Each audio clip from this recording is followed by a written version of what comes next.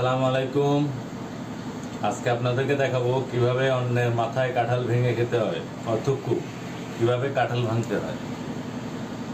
বাজার থেকে একটা কাঁঠাল কিনে আনবেন, তারপরে দেখবেন এটা পাকা কিনা। পাকা হচ্ছে একটু তেল মাখায় নিতে হবে।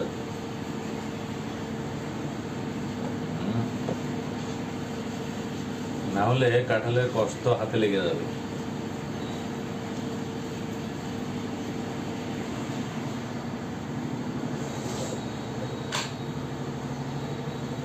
এরপর তেলটা এক পাশে রাখবেন, হাতে ভালো করে তেল লাগাবেন।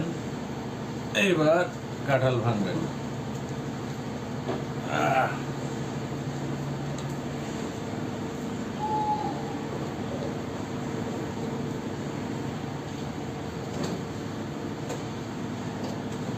ভেঙে দেখবেন কাঁঠালের কোষ ভালো হয়নি।